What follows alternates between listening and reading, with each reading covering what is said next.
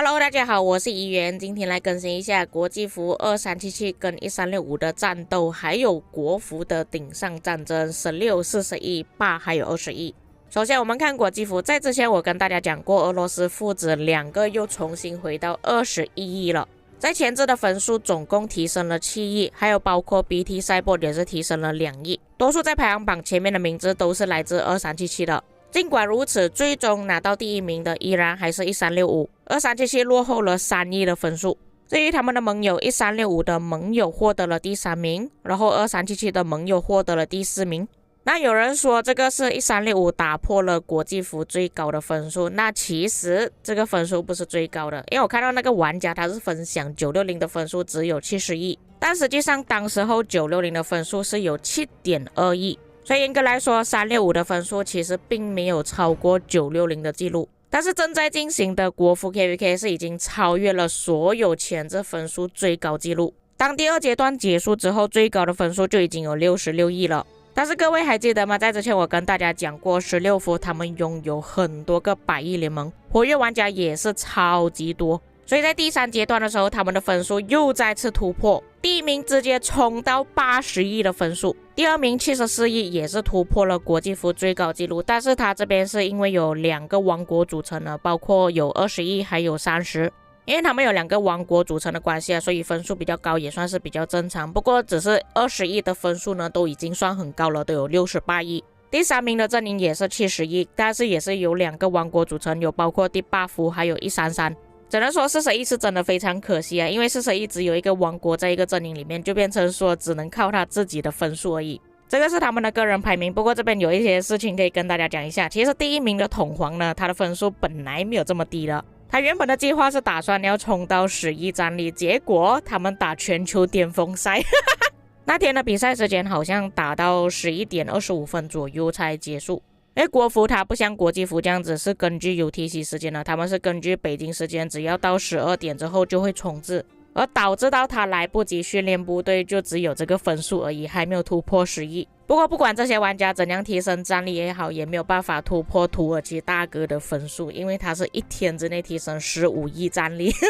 这个分数实在是太难超越了，除非有另外一个玩家要1天之内提升20亿战力，否则是很难超越的。虽然这一次国服打破了前置最高纪录，但是我个人还是觉得960之前的纪录比较夸张一点。听到这里的玩家肯定会反驳说960的分数比16还要少了8亿，你是不是因为帮960打 KVK 所以你才这样子讲？ No， 当时候960只有一个联盟而已，只有 GT， 连 MX 都是没有人的。而且你们要知道，当时候307的玩家是真的非常多，他的分数都没有办法超越960那时候的分数纯属是靠第2阶段而已，也就是你们在讨论区看到的这个分数，当时候第2阶段960就已经有70亿了。但是奈何王国的活跃玩家真的很少，只有一个联盟的玩家，剩下的全部都是小号，所以最终分数只有提升2亿。反而活跃人口比较多的307，他们是直接提升了8亿。从这里的分数提升，各位也可以看到差距了。所以我是承认国服的分数是目前最高的记录，但是在我心目中960的分数是没有办法超越的。OK， 在说完了他们前置分数之后，接下来我们要讲地图分布了。首先国际服的分布，在讨论区那边已经有不少的玩家在嘲笑2377了，因为一开始365他们是选择上面的阵营，然而2377选择的阵营是在下方的阵营，就有看到不少玩家嘲笑说是不是你们在关卡是不敢打架，不敢面对1365。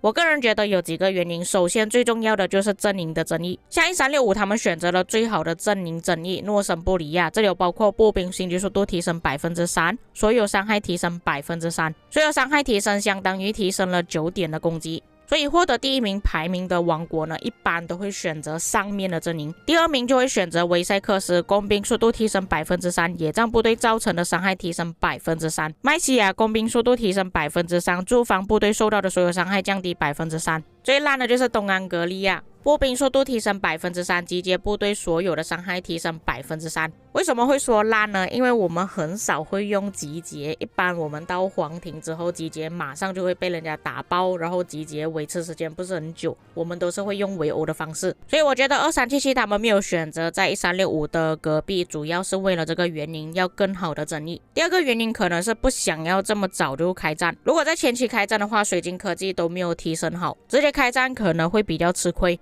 第3个理由就是认为皇庭才是最重要的目标，在前期开战没有多大的意义，因为就算关卡4没有拿下，他们依然还是可以进到皇庭的。这里是我给出他们的理由啊，但实际上是怎样我就不清楚。所以这一次他们的合作关系就是这个样子，所以在关卡4的时候，1365就会跟2293开始打起来，也就等于说88会跟 Chisco 见面。但是一般的王国跟先锋王国打起来肯定是会有落差的，所以我觉得在关卡4肯定是先锋王国会获胜，所以基本上在关卡4应该没有什么太刺激的画面可以看了。同样的情况也是发生在国服，只是不一样的地方就是国服这边4个阵营全部都是先锋王国，比较多玩家期待16和41打起来，但是因为他们的阵营都是在对面，也就等于说21会和16打起来，然后8和41会打起来。但是我听到传闻说21不会跟16在关卡4打起来，但实际上会不会打起来我们就拭目以待。第8应该还是会跟41打起来的。那各位看到了，因为这2个战场都是在同时间进行的，所以我也不确定到底能不能直播他们的 KVK。同时间我自己的王国也正在 KVK， 所以我就尽量把如果能够直播的话就直播给大家看。在说完这2个战场的事情之后，接下来我们就要讲游戏里面的事情，如何获得巅峰朗纳尔，就是你参加了这个地图之后就会有这个活动维京传奇，可以直接免费获得10颗朗纳尔的雕像。但是如果你们想要获得更多雕像的话，就必须要购买解锁。同时间也会出现另外一个活动叫战魂觉醒，如果你们把金头投资在朗纳尔的身上，就会完成这里的活动。当你获得朗纳尔之后，就会跳出这个历史书写者，可以免费获得一些奖励。当然如果你要拿到金头的话，就必须要花钱购买。那其实这个价格跟我们旧版的历史书写者价格是一样的，也是可以获得10颗雕像，各位可以放心购买。接着就是荣誉决斗，这里有分成英格兰和维京的部队，但是比赛要过2天才开始，现在还没有进行。这个活动可以让我们获得兵法点数，兵法点数可以购买兵法卡，兵法卡有影响到我们在 KVK 里面的战斗。除了这个活动之外，我们也可以通过洗劫城镇获得兵法点，是没有办法通过驻地任务获得的。也是一样，在这个活动中各位要安排好阵容，需要由3个玩家组成一个队伍，只有胜利的队伍会获得分数，失败的队伍会扣除分数。每一轮比赛都会根据排名颁发奖励，比赛会持续5天，然后每个小队都有自己的队长，由队长选择敌人，但是每一天能够刷新5次，只有打完一组3个敌人之后才会接着到下一组。不过这里的战斗方式是以车轮的方式来战斗，2队的成员将会以1对1的方式进行战斗，战斗过程中胜方的血量会保留，但是怒气和作战位置会重置，并继续挑战下一个选手。接下来就是大家比较不满意的一点，就是这个活动统帅的等级、天赋、装备、博物馆文物、阵型和 VIP 部队扩容，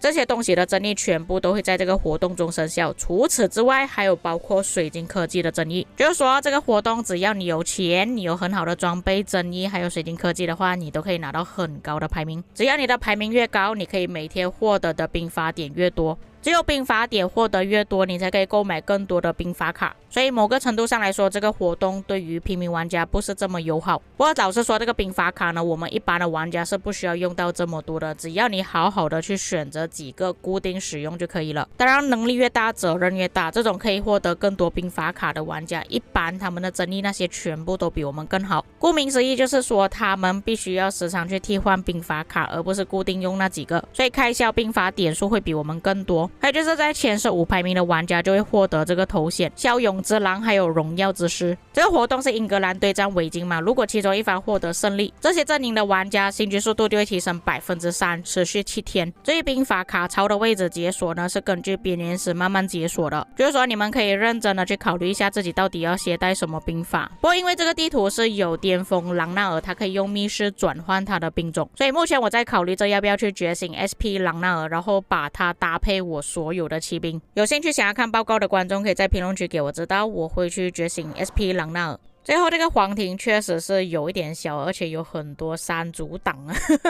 所以在这里建旗帜应该也不是什么简单的任务，可能在皇庭战斗的时间也会缩短啊，这个我们就拭目以待吧。那么以上就是本期内容，至于各位在看了今天的影片之后有什么感想，可以在评论区给我知道。我们下个影片再见。